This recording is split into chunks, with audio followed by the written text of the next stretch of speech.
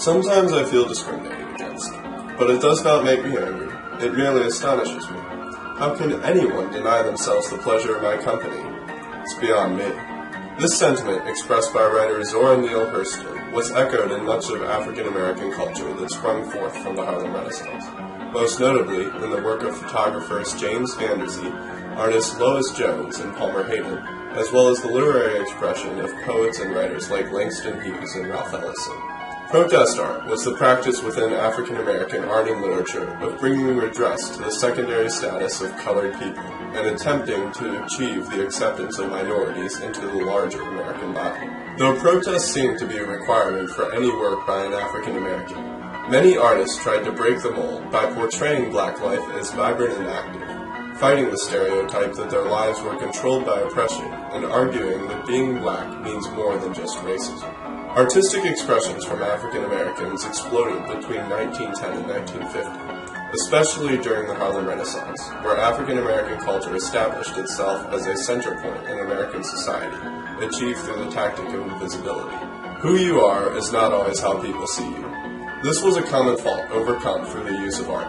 By creating art and literature, society came to appreciate the creativity of a work. Rather than being ostracized for their skin color, African American artists were accepted because of their invisibility.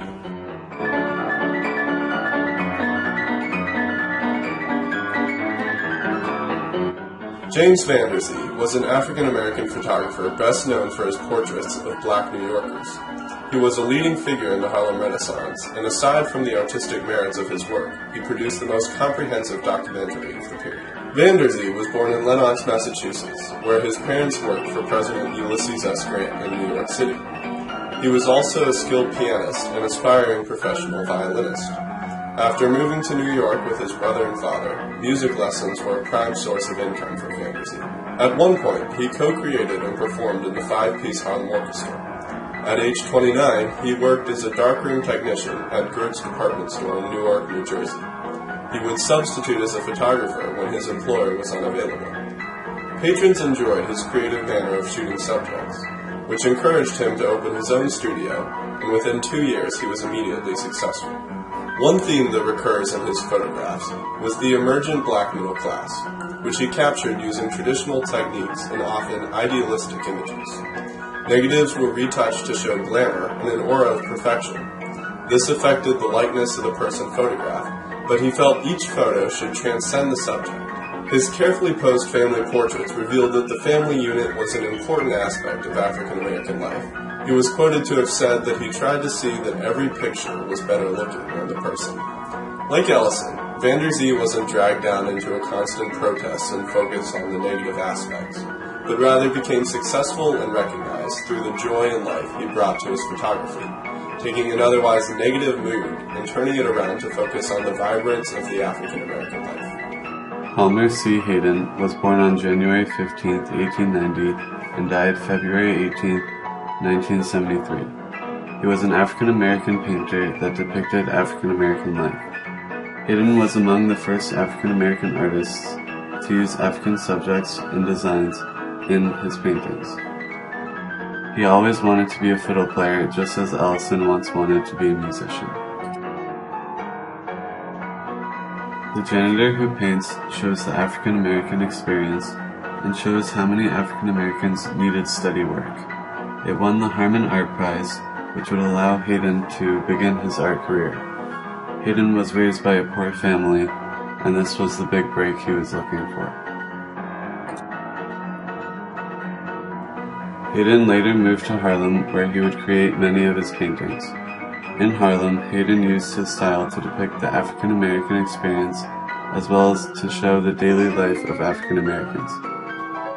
Hayden called his style primitive and used many bright and vibrant colors. With his work, Hayden showed the intricacies of Harlem while focusing upon the thriving life of the city and the people through his use of color.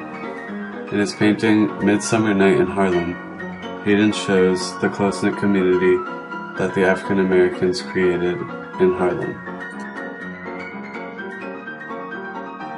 Hayden's style was very similar to Ellison's, as seen in the colorful way that Ellison presents black life in Invisible Man. An example of this is seen in the way Ellison describes the vibrant and unique nature of jazz in the prologue to Invisible Man. In this painting, Hayden shows his interpretation of the importance of music to black culture. Both Hayden and Ellison, rather than use their work to protest against racism, depicted the culture and beauty of African American life.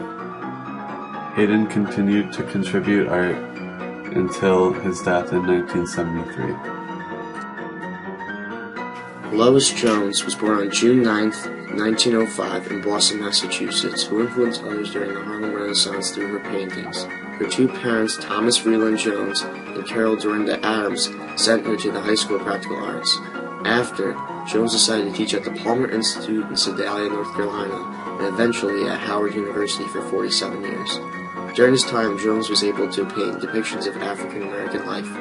Her artistic career derives around the hate and degradation of the African American race by the white population of society.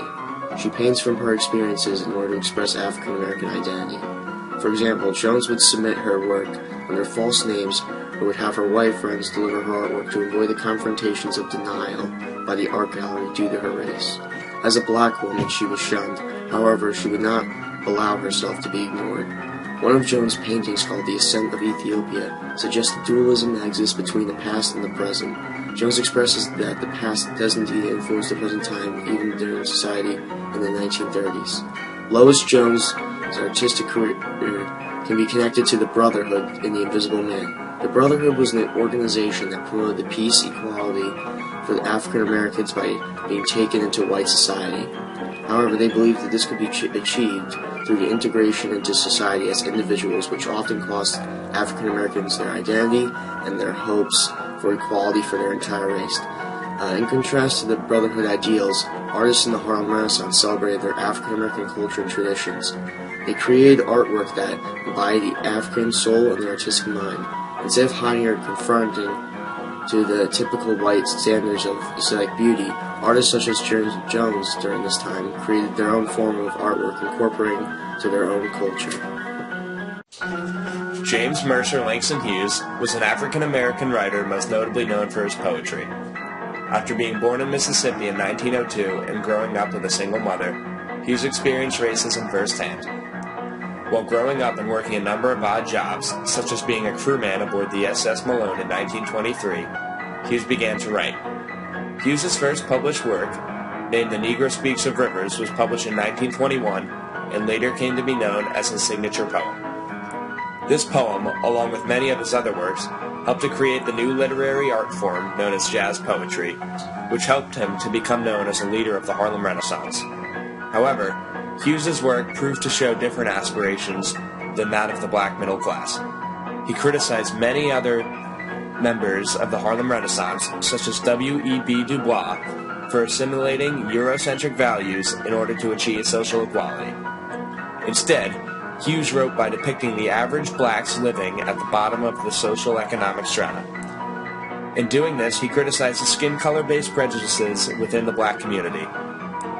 These motives were stated in 1926 upon his publishing of The Negro Artists and the Racial Mountain. In perspective, Hughes' main goal was to show the world that blacks were just as human as whites. This was emphasized through his theme of Black is Beautiful, as well as through the constant description of struggle, joy, laughter, and music throughout his writings. In essence, the leading cause behind Hughes' writing was the invisibility that Ralph Ellison had written of. Ellison wrote of the black man's life appearing as if he didn't even exist, and Hughes wrote against that. He wanted people to recognize that blacks were humans too, and thus, he dedicated his career to it. He received numerous awards and honors throughout his prosperous career, leaving a message that would last far past his 1967 death at the age of 65. Most importantly of all, Hughes created the persona of the man he had written of, a visible black man.